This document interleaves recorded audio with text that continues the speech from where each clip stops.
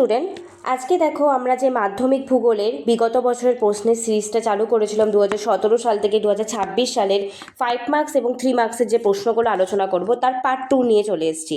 আগের দিনকে আমি কিন্তু দুটো ইয়ার 2026 এবং 2024 সাল দুটো কিন্তু আলোচনা করলাম। আজকে কিন্তু আমরা 2023 সাল থেকে আলোচনা করব কি কি প্রশ্ন এসেছিল। চলো দেখি তাহলে মাধ্যমিক ভূগোল 2023 সালে বিগত বছরে কি প্রশ্ন করে এসেছিল 5 মার্কস এবং 3 মার্কসের কোশ্চেন। প্রথমে আমরা 3 মার্কসের কোশ্চেনগুলো আলোচনা করব। 3 মার্কসে দেখো কি কি এসেছিল প্রথমে 3 মার্কসের মধ্যে। তো আমরা জানি এটা 4/4 এর মধ্যে থাকে। 4.1-এ দেখো কি এসেছিল, অনুদৈর্ঘ্য বালিয়াড়ি এবং তির্যক বালিয়াড়ির মধ্যে পার্থক্য লেখো, এবং তার সাথে অর হিসাবে এসেছিল ভরা জোয়ার এবং মরা জোয়ারের তুলনামূলক আলোচনা করো। 4.2-তে কি এসেছিল দেখো, বর্জ্য ব্যবস্থাপনার প্রয়োজনীয়তাগুলি উল্লেখ করো, এবং তার সাথে এসেছিল ভাগীরথী হুগলি নদীর জল বিভিন্ন বর্জ্যের দ্বারা কিভাবে দূষিত হচ্ছে। ঠিক আছে, তো তোমরা দেখে নিলে এই 4.2টা বর্জ্য থেকে বেশিরভাগ আসে, আমি আগেও বলেছি। আর এইটা কিন্তু আমাদের বিশেষ করে এইবারে কিন্তু এখানে একটু চেঞ্জ করেছিল, বহির্জাত প্রক্রিয়া এবং তার সাথে বাড়িমণ্ডলে অর দিয়েছিল।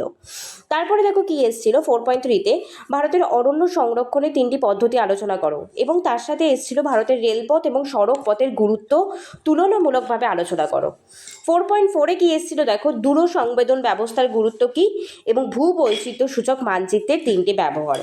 দেখে নিলে তাহলে আমাদের 4 মার্কসের মানে 3 মার্কসের মধ্যে এই 4টে কোশ্চেন এসেছিল, মানে টোটাল 8টা কোশ্চেন আমরা আলোচনা করলাম। এবারে দেখবো 5 মার্কসে কী কী প্রশ্ন এসেছিল। নদীর ক্ষয়কাজের ফলে গঠিত 3টি ভূমিরূপের চিত্রসহ বর্ণনা করো। আমি বারবার বলেছি আমাদের বট কোশ্চেনের মধ্যে কিন্তু এই ক্ষয়কাজ সঞ্চয় কাজের ফলে ভূমিরূপ অবশ্যই আসবে।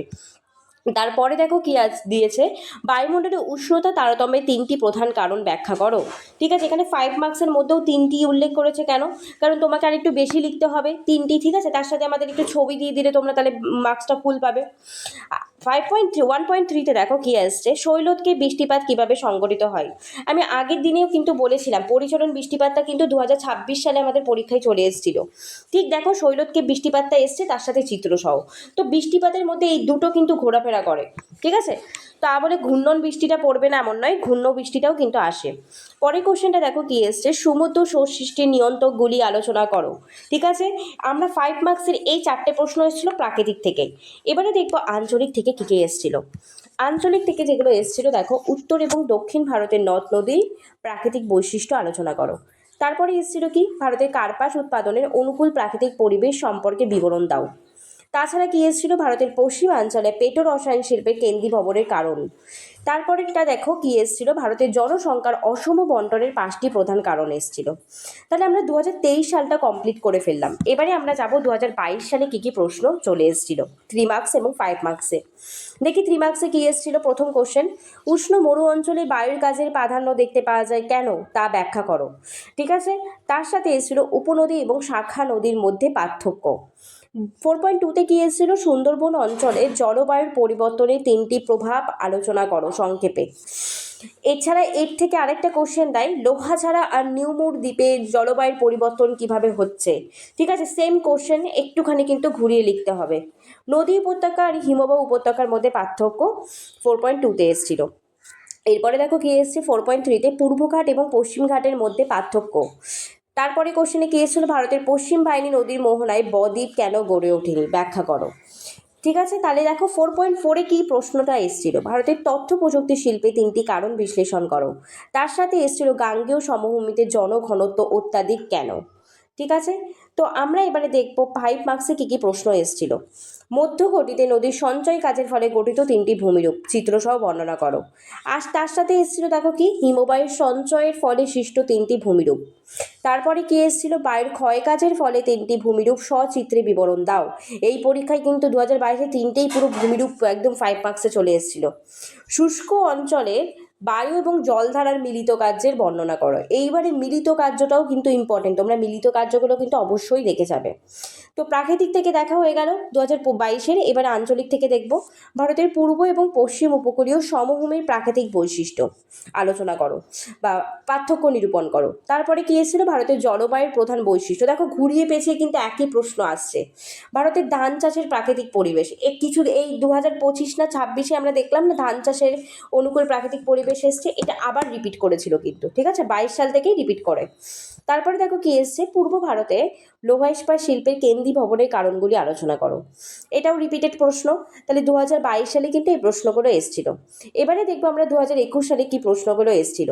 2021-এ দেখো কি এসেছিল, প্রথম নদীর বহন কাজের 3টি প্রক্রিয়া সংক্ষেপে আলোচনা করো। এখানে কিন্তু প্রক্রিয়া এসছে, নট ভূমিরূপ, ভূমিরূপ কিন্তু আসেনি, এটা মাথায় রাখবে। জেট বায়ুর সঙ্গে ভারতের মৌসুমী বায়ুর সম্পর্ক আলোচনা করো। যখন এই সম্পর্ক দেবে, এটার একটা ভারতের ম্যাপ দিয়ে খুব সুন্দর করে ডায়াগ্রাম তৈরি করে দেবে। প্রকৃতি অনুসারে বর্জ্যের উদাহরণ সহ শ্রেণীবিভাগ করো। আর কি এসেছিল, বর্জ্য ব্যবস্থাপনায় 3টি প্রয়োজনীয়তা কি। তারপরে দেখো 4.3-তে কি ছিল, ভারতের সড়কপথ এবং রেলপথের প্রতিটির 3টি করে সুবিধা আলোচনা করো। মানে সড়কপথেরও 3টি সুবিধা এবং রেলপথেরও 3টি সুবিধা আলোচনা করতে বলেছে। নেক্সট কোশ্চেন দেখো কি এসেছিল, পাঞ্জাব এবং হরিয়ানা রাজ্যের কৃষি বিপ্লবের সুফলগুলি আলোচনা করো।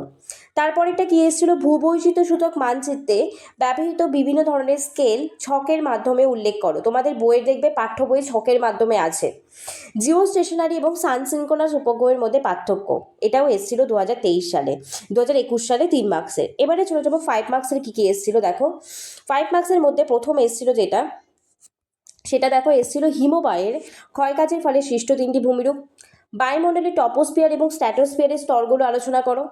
তারপরে এসেছিল ভূমধ্যসাগরীয় জলবায়ু অঞ্চলের অবস্থান এবং জলবায়ুর প্রধান বৈশিষ্ট্য। এটা কিন্তু আমাদের বায়ুমণ্ডল চ্যাপ্টার থেকে, বায়ুমণ্ডলের লাস্টের দিকে দেখবে তোমাদের ছক করে দেওয়া আছে। এই কোশ্চেনটা কিন্তু আরেকবার রিপিট হয়েছিল। পৃথিবীর জলবায়ুর ওপর সমুদ্র স্রোতের প্রভাবগুলি আলোচনা করো। ঠিক আছে, তারপরে দেখো আমাদের আঞ্চলিক থেকে কী কী এসেছিল।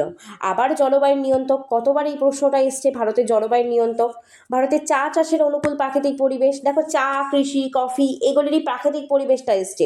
অর্থনৈতিক পরিবেশটাও তোমরা অবশ্যই দেখে যাবে। পশ্চিম ভারতে কার্পাস বয়ন শিল্পের অধিক উন্নতির কারণগুলি ব্যাখ্যা করো। তার সাথে কি এসেছিল, ভারতের নগরায়নের প্রধান সমস্যাগুলি আলোচনা করে থাকো। ঠিক আছে, তাহলে আমরা 2021 সাল কমপ্লিট করে ফেললাম। এবারে চলে যাব 2019 সালে। 2019 সালে দেখো কি কি প্রশ্ন এসেছিল 3 মার্কসের। অনুদৈর্ঘ্য এবং বারখান বালিয়াড়ির মধ্যে পার্থক্য। আবার দেখো ওই বায়ুমণ্ডল চ্যাপ্টার থেকে ভূমধ্যসাগরীয় জলবায়ু চিহ্নিত করার 3টি যুক্তি ব্যাখ্যা করো। উষ্ণতা, বৃষ্টিপাত লেখচিত্রে, মানে তোমাদের ওই ডায়াগ্রামটা ছিল বইয়ের মধ্যে, কোথায় কোন মাসে বৃষ্টিপাত বেশি, ওই ডায়াগ্রামটা কিন্তু তোমাদের আঁকতে হতো এবং তার সাথে লিখতেও হবে। পরিবেশের উপর বর্জ্য পদার্থের 3টি প্রভাব আলোচনা করো। তার সাথে এসেছিল বর্জ্য ব্যবস্থাপনায় শিক্ষার্থীদের যে কোনো 3টি ভূমিকা সংক্ষেপে আলোচনা করো। তাহলে 2019 সালটা দেখে নিলাম। আর কি এসেছিল দেখো 4.3-তে, ভারতের ক্রান্তীয় চিরহরিত উদ্ভিদ এবং পর্ণমোচী উদ্ভিদের পার্থক্য আলোচনা করো। ভারতের শিল্প গড়ে ওঠার ক্ষেত্রে কাঁচামালের প্রভাব উদাহরণ সহ ব্যাখ্যা করো। আর কি এসেছিল, উপগ্রহ চিত্রের প্রধান 3টি বৈশিষ্ট্য সংক্ষেপে লেখো। আর এসেছিল দেখো দূর সংবেদন ব্যবস্থার সুবিধা এবং অসুবিধাগুলি কিন্তু আলোচনা করো। তাহলে আমরা 3 মার্কসে কী কী এসেছিল আমরা দেখে নিলাম। এবারে চলে যাবো 5 মার্কসে। 5 মার্কসে দেখো কি এসছে, নদীর ক্ষয়কাজের ফলে সৃষ্ট 3টি প্রধান ভূমিরূপ চিত্র সহ বর্ণনা করো। আর কি এসেছিল, নিরক্ষীয় নিম্নচাপ বলয় এবং মেরুদেশীয় উচ্চচাপ বলয় সৃষ্টির কারণগুলো ব্যাখ্যা করো। এবং শৈলতকে বৃষ্টিপাত কিভাবে সংঘটিত হয়, আমি বারবার বলেছিলাম প্রিভিয়াস ইয়ার রিপিট করে দেখতে পেলে শৈলতকে বৃষ্টিপাত আবার চলে এসছে। তারপরে দেখো কি এসছে, জোয়ার ভাটার সৃষ্টির কারণটা ব্যাখ্যা করো। আমাদের যে দুটো কারণ আছে সেই কারণ দুটো ব্যাখ্যা করতে হবে এবং ডায়াগ্রামের সাথে অবশ্যই করতে হবে। এবারে প্রাকৃতিক আঞ্চলিক থেকে কি কি এসেছিল আমাদের ভারত থেকে, দেখো উত্তর এবং দক্ষিণ ভারতের নদ নদীর পার্থক্য যদি দেয় এই চ্যাপ্টারটা থেকে, বিশেষ করে উত্তর ভারত দক্ষিণ ভারতের নদ নদীর পার্থক্য দিচ্ছে বা উপকূলগুলোর পার্থক্য দিচ্ছে। কিন্তু ভারতের পলি মৃত্তিকা, কৃষ্ণ মৃত্তিকার বৈশিষ্ট্যগুলি সংক্ষেপে আলোচনা করো। তোমাদের সব মৃত্তিকা কিন্তু একবারে দিয়ে দেবে না, পলি মৃত্তিকা আর দুটো মৃত্তিকা দিয়েছে, তাহলে তোমাদের কী কী লিখতে হবে, সংজ্ঞা, বৈশিষ্ট্য এবং এই মৃত্তিকায় কী কী ফসল ফলে সেগুলোও লিখতে হবে। তারপরে দেখো কি আছে, গম উৎপাদনের অনুকূল প্রাকৃতিক পরিবেশ সম্পর্কে আলোচনা করো। তারপরে কি এসেছিল, ভারতের পরিবহন ব্যবস্থার গুরুত্ব আলোচনা করো। আমাদের আর দুটো সালই আছে, 2018 সালটা এবারে আমরা দেখে নেব 2018 সালে কী কী প্রশ্ন চলে এসেছিল। দেখো 2018-তে কী এসেছিল, নদীর মোহনায় বদ্বীপ কেন গড়ে ওঠে তা সাধারণত ব্যাখ্যা করো। তার সাথে এসেছিল কি, টপোস্ফিয়ারে উচ্চতা বৃদ্ধির সাথে সাথে উষ্ণতা হ্রাস পায় কেন, এটাও একটা ইম্পর্টেন্ট প্রশ্ন। তারপরে কেস ছিল বর্জ্য থেকে, দেখো গ্যাসীয় বর্জ্য নিয়ন্ত্রণের উপায়গুলি কী কী, এবং তার সাথে এসেছিল বর্জ্যের পরিমাণগত হ্রাস কিভাবে করা যায়। তারপরে দেখো কি এসেছিল 4.3-তে, ভারতের অরণ্য সংরক্ষণে 3টি প্রধান উপায় আলোচনা করো। এবং তার সাথে এসেছিল আধুনিক যোগাযোগ ব্যবস্থা বলতে কি বোঝো। 4.4-এ দেখো কি এসছে, ভূবৈচিত্র্য সূচক মানচিত্র এবং উপগ্রহ চিত্রের মধ্যে পার্থক্য। তাছাড়া এসেছিল ভূবৈচিত্র্যসূচক মানচিত্রে 3টি ব্যবহার। এটা কিন্তু 2018 3 মার্কসের প্রশ্নে এসছে। এবারে চলে যাবো আমাদের 5 মার্কসের প্রশ্নে কি এসছে দেখো। হিমবাহ এবং জলধারার মিলিত সঞ্চয় কাজের ফলে সৃষ্ট প্রধান ভূমিরূপগুলো আলোচনা করো, চিত্রসহ অবশ্যই। তারপরে দেখো পৃথিবীর নিয়ত বায়ুপ্রবাহগুলির উৎপত্তি এবং গতিপথ চিত্রসহ ব্যাখ্যা করো। আর কি এসেছিল ক্রান্তীয় মৌসুমী জলবায়ু অঞ্চলের প্রধান বৈশিষ্ট্য। আর নেক্সট এসেছিল সমুদ্র স্রোতের কারণগুলি, সৃষ্টির কারণগুলি। এবারে দেখো আঞ্চলিক থেকে কি এসে গেছিল, ভারতের পশ্চিম হিমালয়ের ভূপ্রকৃতির সংক্ষিপ্ত বিবরণ দাও। তারপরে এসে দেখো ভারতের কার্পাস উৎপাদনের অনুকূল প্রাকৃতিক পরিবেশ, এবং তারপরের প্রশ্ন এসেছিল পূর্ব এবং মধ্য ভারতে লোহা ইস্পাত শিল্প গড়ে ওঠার প্রধান কারণগুলো কী কী ছিল। আর কি এসেছিল 2018-তে ভারতের নগর গড়ে ওঠার প্রধান কারণ। এবারে আমাদের লাস্ট যে মাধ্যমিক 2017 সাল সেই বছরের প্রশ্নগুলো এসেছিল সেটা আমরা দেখে নেব।